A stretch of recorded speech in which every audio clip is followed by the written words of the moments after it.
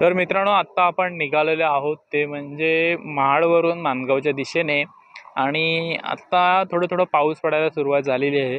त्यामुळे परत मध्ये मध्ये न थांबण्यासाठी मी आता मोबाईल वापरतो व्हिडिओ शूट करणार, त्यासाठी हा कवर यूज करणार आहे. तुम्ही पाहू शकता याच्यामध्ये हा कसं आहे, मोबाईल आतमध्ये राहतो, 2-3 फोल्ड होतात असे, आणि वेलक्रो लागून जातो व्यवस्थित. हे मध्ये सील आहेत, त्याला तुम्हाला दाखवतो व्यवस्थित.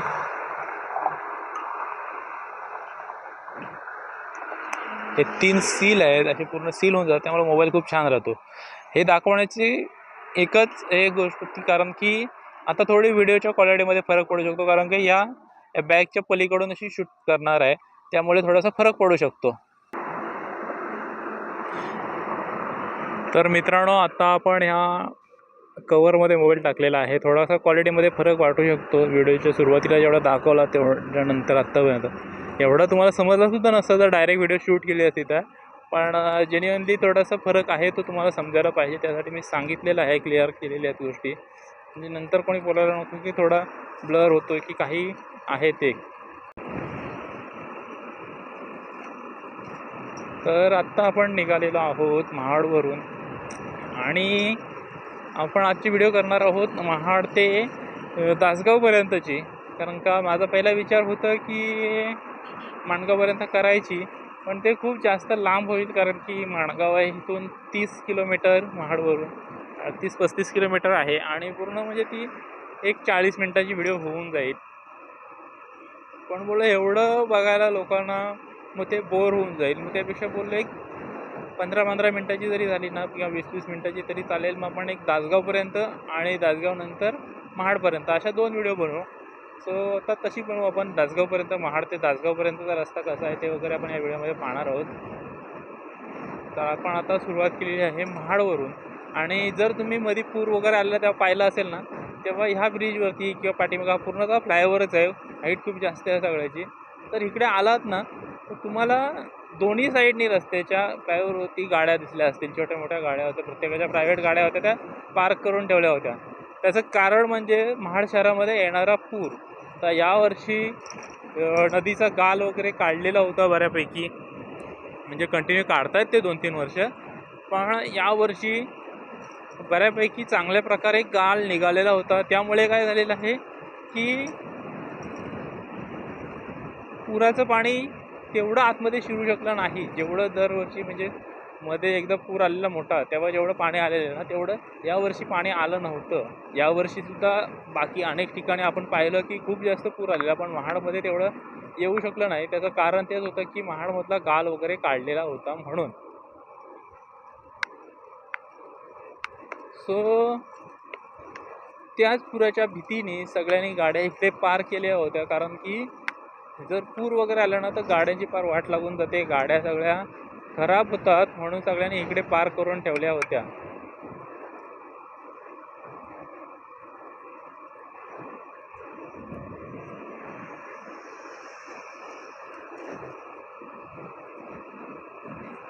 आणि आता आपण पोचतोय, लेण्या आहेत, त्या लेण्यांच्या जवळ पोचलेलो आहोत, आणि रस्ता खरंच खूप छान आहे. तेव्हा ही हिरवळ वगैरे आहे ना सगळी आजूबाजूला, एकदम भारी वाटतं.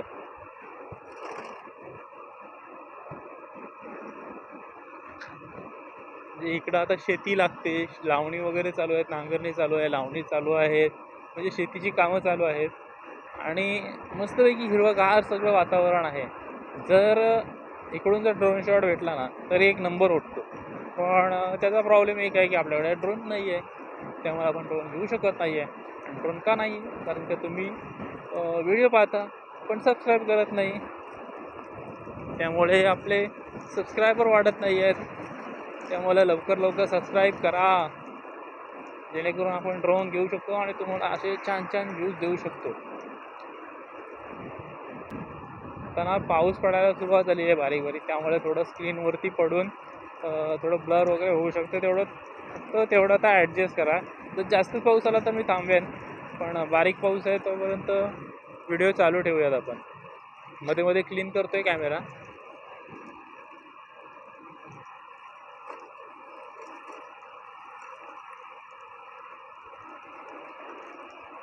आता आता ऊन पण आहे आणि पाऊससुद्धा पडतो आहे. आणि इकडे आहेत ह्या लेण्या.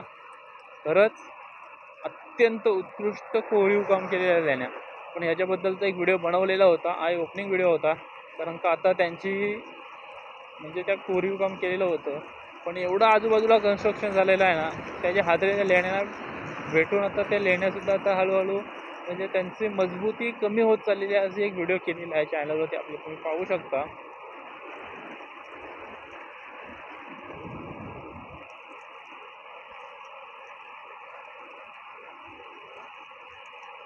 आणि माझं आता प्लॅन आहे पुढे की प्लेलिस्ट वेगवेगळ्या बनवायच्या. म्हणजे कदाचित ही व्हिडिओ येईल तेव्हा प्लेलिस्टसुद्धा असेल हिस्ट्री नावाने.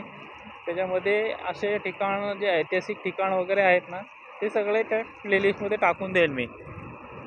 कारण का भविष्यामध्ये माझा तोसुद्धा प्लॅन आहे की जे आपले हिस्टॉरिक प्लेस वगैरे आहेत ना, त्यांच्या व्हिडिओ सगळ्या व्हिडिओ वगैरे ज्या करेन म्हणजे करायचं प्लॅन आहे, ते सगळं त्या ह्याच्या एका प्लेलिस्टमध्ये टाकून देईल. म्हणजे मला सांगताना इझी होईल आणि तुम्हालासुद्धा ते भेटायला इझी होऊन जाईल. तर खूप चांगल्या प्रकारे कवर केलेल्या आहेत त्या लेण्या. तुम्हाला जर व्हिडिओ पाहिला नसेल तर पाहून घ्या, खरंच खूप छान आहे.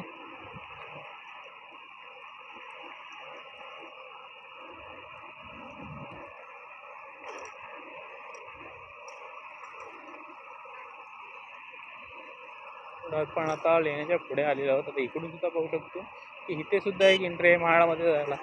पुढे एक गाव आहे, तिथून सुद्धा अगोदर या पोलीस चौकीच्या इथून एंट्री होती. तुम्हाला माहिती आहे इथे चेकपोस्ट आहे, गाड्या चेक करतात पोलीस. तिथून सुद्धा एक एंट्री होती. ती थोडे आता पुढे गेलेली आहे. त्या गावाच्या अलीकडून आतमधून रस्ता आहे.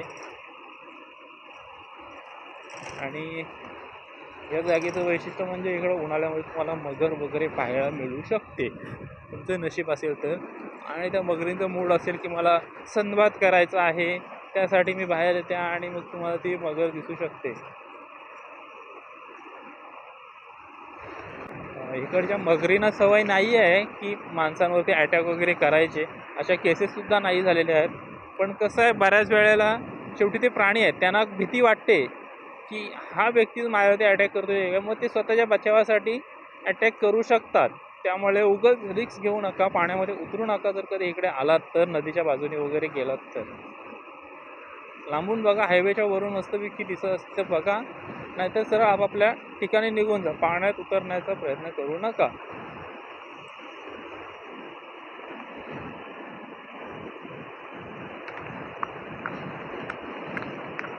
तर थोडं थांबावं लागेल आपल्याला. आता कवरमध्ये मोबाईल टाकलेला आहे ना, त्याच्यामुळे काय होते, त्याची नॉट आहे ना, ते सारखी हेल्मेटवरती आपटते आणि टडक टडक टडक टडक आवाज येते. ते जरा व्यवस्थित करून घेऊ.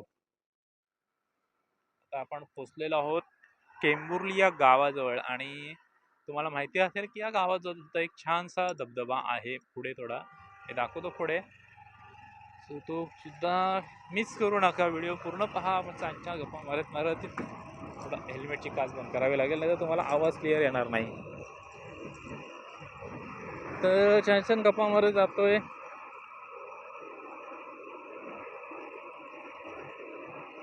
गप्पा मारताना मी ज्या काही गोष्टी बोलीन त्यावरती तुमच्या काही प्रतिक्रिया असेल तर ती नक्की कमेंटमध्ये लिहायला विसरू नका. काही चुका होतात माझ्याकडून बोलताना, मला माहिती आहे. जशी की लास्ट व्हिडिओमध्ये झालेलं, म्हणजे जी मी बिरवाडी टू महाड व्हिडिओ केली होती, त्यामध्ये बोललेलो की बिरवाडी शहराचा उल्लेख आपल्याला भेटतो, तो भेटत नाही, मिळतो. तर काही अशा ग्रामरिक चुका असतात, त्या बोलताना होतात, त्या समजून घेत जा. कंटिन्यू बोलायचं असतं, काय बोलायचं सुचत नसतं. सो बोलता बोलता काही वर्ड असे येऊन जातात, त्यामुळे ते समोरच्याला ऐकणाऱ्याला कदाचित चुकीचे वाटू शकतात आणि मग ते सजेशन करतात. त्यामुळे कमेंटमध्ये तसे सजेशन देऊ शकता तुम्ही, जेणेकरून मी पुढच्या व्हिडिओमध्ये त्या गोष्टी टाळण्याचा प्रयत्न करेन. आणि दुसरी गोष्ट म्हणजे, जो मी धबधबा बोललो होतो तो आता इथं आलेला आहे. इथे हॉटेल रिद्देश आहे आणि त्या हॉटेल रिद्देशच्या एक्झॅक्ट समोर इकडं धबधबा आहे. आता हळूहळू, आता आज संडे आहे, त्यामुळे संध्याकाळच्या टायमामध्ये इथे खूप गर्दी असेल. हे बघा इकडे धबधबा.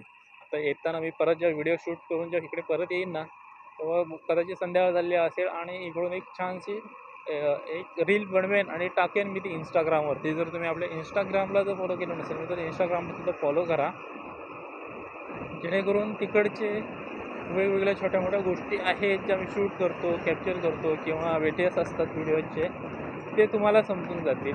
त्यासाठी नक्कीच आपल्या इंस्टाग्राम चॅनललासुद्धा फॉलो करायला विसरू नका आणि यूट्यूबला जर सबस्क्राईब केलं नसेल तर सबस्क्राईब करायला विसरू नका. आणि काय बोलत होतं तर विसरून गेले, एक बोलायचं होतं ते, सो आठवलं तर बोलूयात पुढे.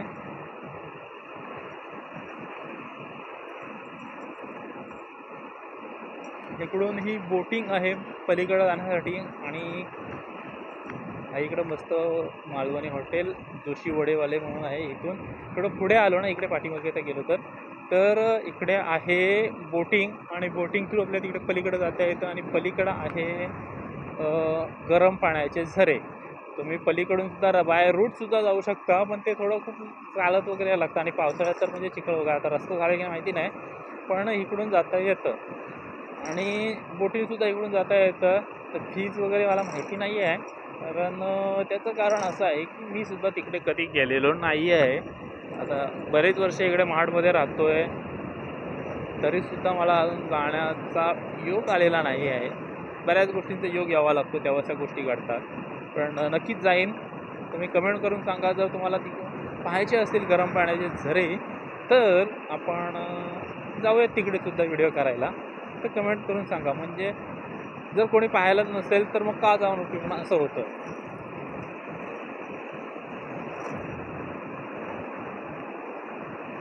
सो कमेंट करून सांगा, आपण नक्की तिकडे सुद्धा जाऊन तिकडचे व्हिडिओ बनवू आणि आपण बोटिंगने जाऊ, जेणेकरून तुम्हाला मुंबई गोवा महामार्ग सगळ्यांना ॲक्सेसेबल आहे आणि तिथून बोटिंगचे चार्जेस किती आहेत, किती वेळ वगैरे ते सगळं मग सांगता येईल मला तुम्हाला. सो तेच करूयात. कसं बसलेत बघा रस्त्यावरती, म्हणजे अक्षरशः बॉडी टाकून दिले त्याने रस्त्यावरती, कारण की प्रवास करून करून ना खरंच खूप त्रास होतो माणसाला. आणि आता हे वाटतात मला तर खूप खालून, म्हणजे रत्नागिरी किंवा सिंधुदुर्गमधून वगैरे आले असतील, सकाळी लवकरच निघाले असतील बाईकवरती आणि अक्षरशः बॉडी ना एक्झॉस्ट होऊन जाते. मग असं कुठंतरी अंग टाकून द्यावं असं वाटतं.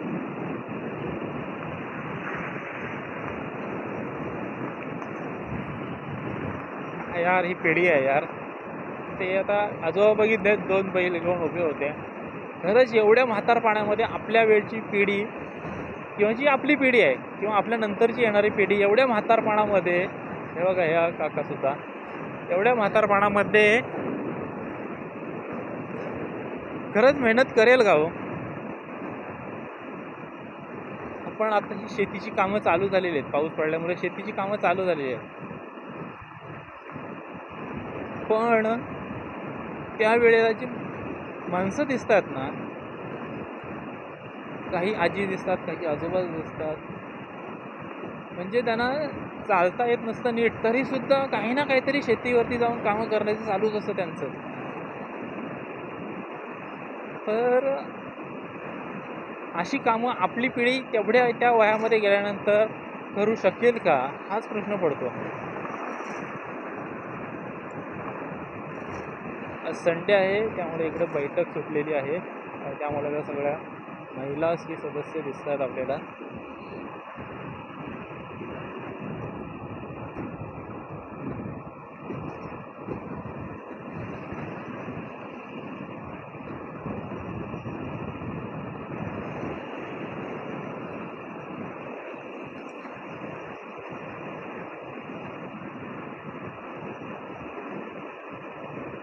हां, मी त्या बिरवाडी टू महाडच्या व्हिडिओमध्ये सांगितलं होतं की चला आता पुढच्या व्हिडिओमध्ये एक विषय काढू आपण नंतर.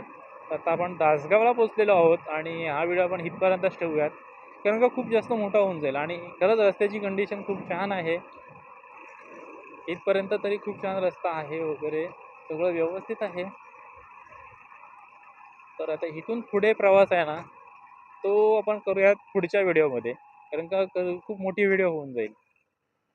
तर व्हिडिओ आवडला असेल तर व्हिडिओला लाईक करा, चॅनलला सबस्क्राईब करायला विसरू नका. आपण पुन्हा भेटू अशाच एका छानशा व्हिडिओमध्ये. धन्यवाद.